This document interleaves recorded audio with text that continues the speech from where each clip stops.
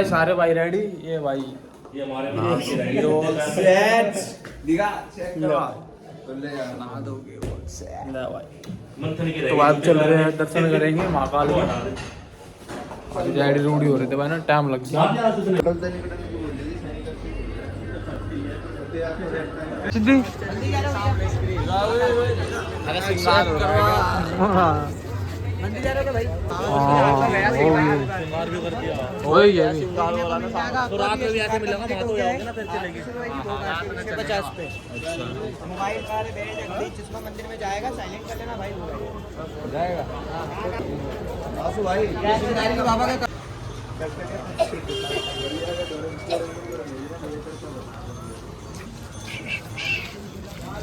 जंगे। अरे एक बारी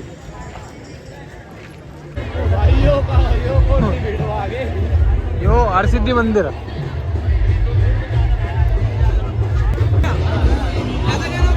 हाँ भाई यार इतना बड़ा चलो चलो।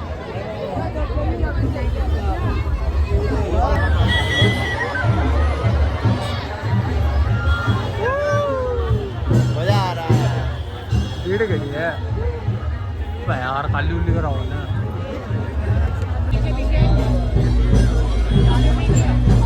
ले भाई अंशु बना वीडियो यही थी ना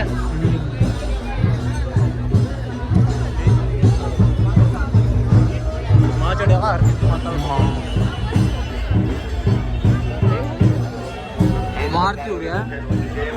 वो प्रस्थान करें। जिनके दर्शन नहीं हुए हैं वो दर्शन की लाइन में लग जाएं। भीड़ में जेब कदम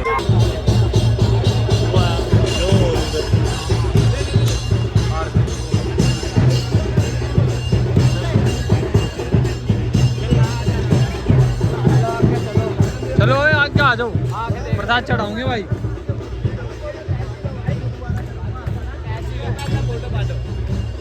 कैच तो भाई मेरे कैच हो।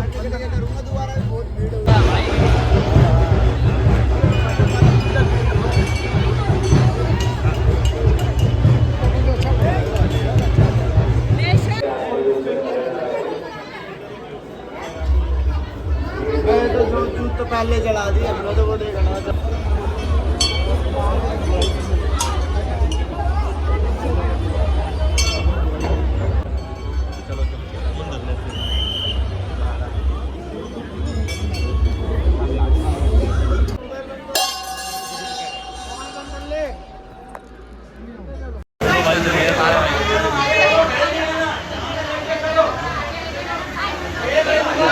अंदर के दो भाई दर्शन। अब यहाँ पे आरती होगी मेरी ख्याल में, डमरू बजेंगे।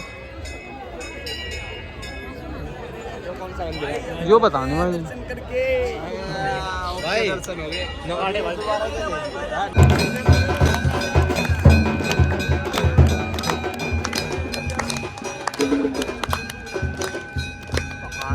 सामने।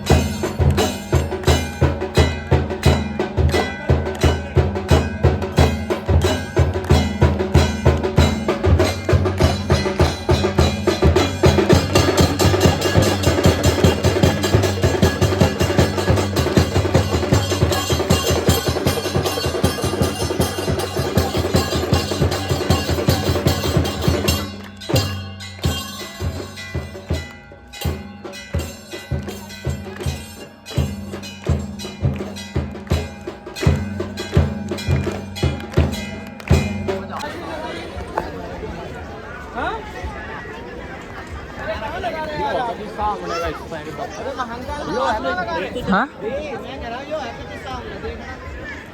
और महाकाल राजा की जय हो।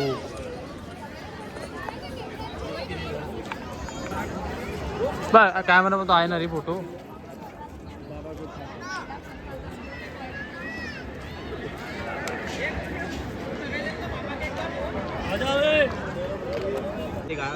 झटका दिया, अब होगी लाइटिंग शो। झटका दिया है, झटका अभी आएगा धीरे धीरे। फोकस मारो पूरा, अभी बंद कर दो ना होगी चालू। 8 बजे की देखिए तो उसके ऊपर इन पानी के उसमें लगा देंगे। इस अद्वितीय शो जहां सुनेंगी आप कथा स्वयं काल के अधिपति महाकाल की ओए और एक लेगा। केवल एक कथा नहीं, यहाँ तो जा रही है। फिर पॉज कर दीजिए ताकि इस शो का आप भरपूर आनंद ले पाएं।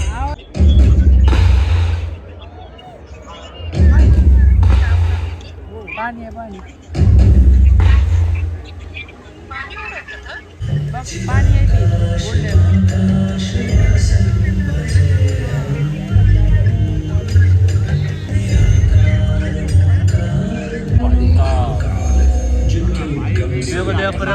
महाराज दिखेगा तो सही, दिखेगा सामने का ना हो ना, तो दूर से देख लेंगे थोड़ा, दिखे ना रहा यहाँ तो अलग ही भाई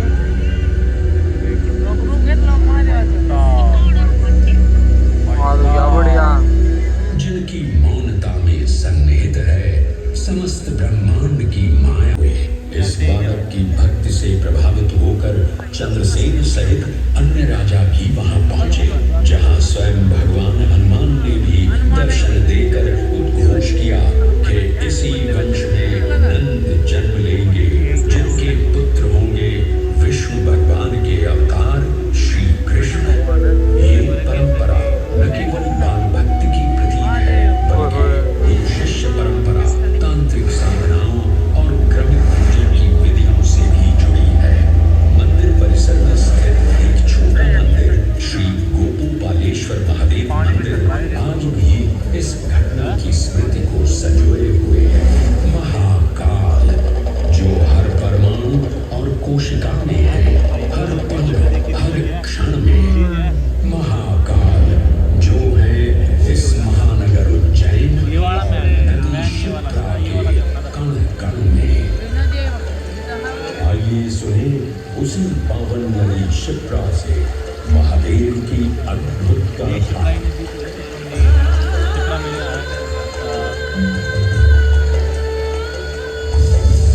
भगवान विष्णु के अवतार वराह गृहदय से उत्पन्न मैं पवित्र पावनी शिप्रा, उद्गम तो मेरा श्री हरि के हृदय से हुआ, पर मैं प्रवाहित हो रही हूँ महाकाल के चरणों में।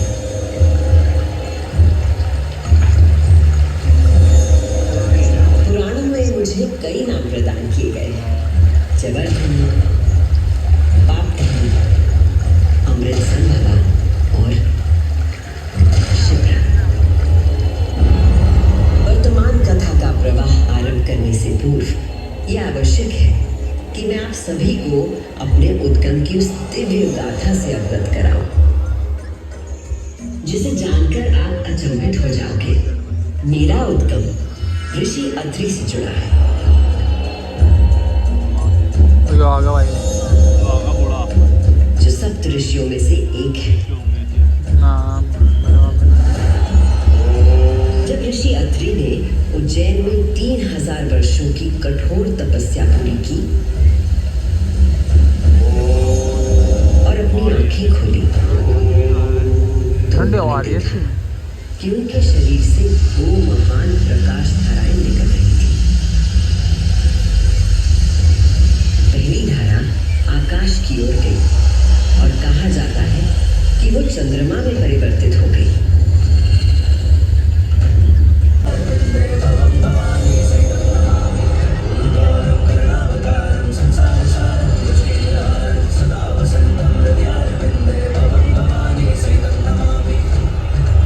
महाकाल की महागाथाएं इतनी विस्तृत है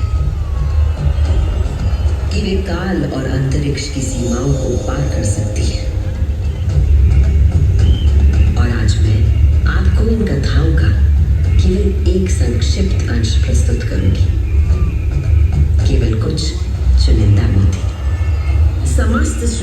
महाकाल की अद्वितीय चेतना का संचार है, परंतु जिसके हृदय में स्वयं महाकाल की दिव्य चेतना प्रवाहित होती है, वही है मेरे तट पर स्थित उज्जैनी। स्कंद पुराण में अवंती खंड के अनुसार अवंतिका यानी उज्जैन सप्त सागर के अस्तित्व के बारे में बताया गया है, जिनमें से एक है रुद्र सागर।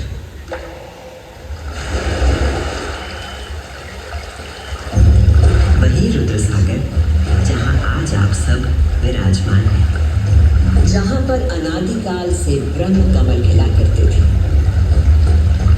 जहां भगवान शिव स्वयं अपने गले में धारण मुंडों की माला का प्रक्षालन करते थे। पौराणिक प्रमाणों में मिलता है कि यदि कोई व्यक्ति अनजाने में भी इस जल का स्पर्श करता है तो 7 कुल का उद्धार हो जाता है। संतजन को मोक्ष और जीव को अकाल मृत्यु से त्राण देने हेतु अवंतिकापुरी में अवतरित देवाधिदेव महाकालेश्वर में कृतज्ञ वंदन अर्पित करते हैं।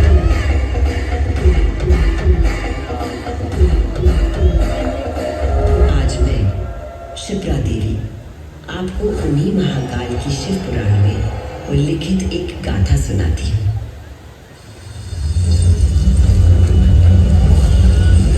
ब्रह्मांड के इतिहास में हमारी आकाश गंगा में भगवान ब्रह्मा और भगवान विष्णु के बीच श्रेष्ठता को लेकर प्रचंड विवाद हुआ।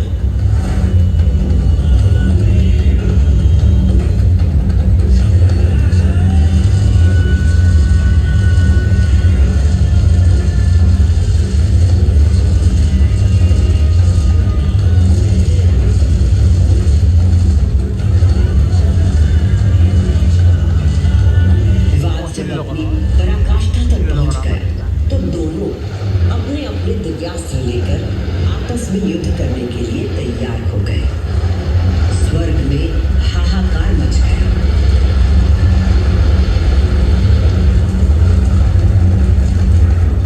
दिव्यास्त्र चलने से संपूर्ण जगत पर प्रलय का आना निश्चित था।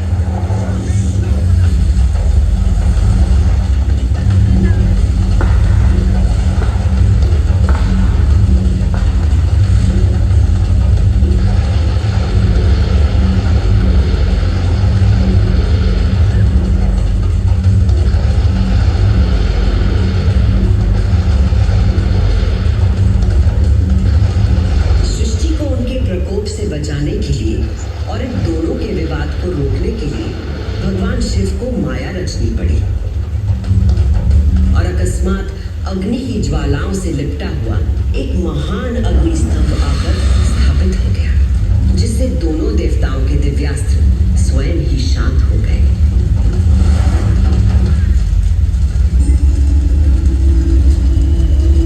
एक ऐसा अग्नि स्तंभ जिसका ना कोई आदि था न अंत था।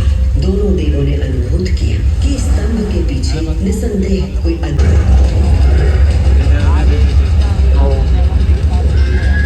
अत्याचारों की पराकाष्ठा पर पहुंचते हुए उसने उज्जैनी पर हमला करने का दुस्साहस किया। उज्जैनी में त्राही त्राही मच गई।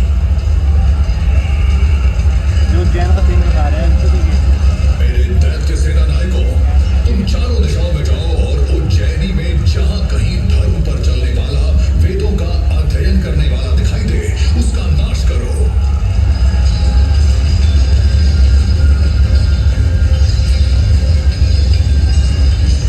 उस असुर से यदि कोई भयभीत नहीं था तो वो थे वेद प्रिय के चारों शिव भक्त पुत्र।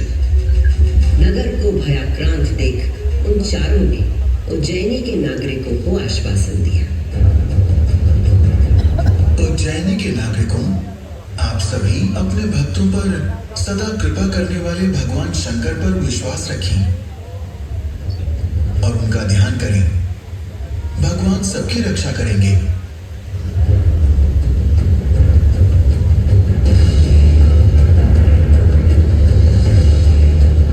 मंत्रोच्चार का आवेग बढ़ गया। देवप्रिय और उनके पुत्रों के संग उज्जैन के सभी नागरिक भी जाप करने लगे।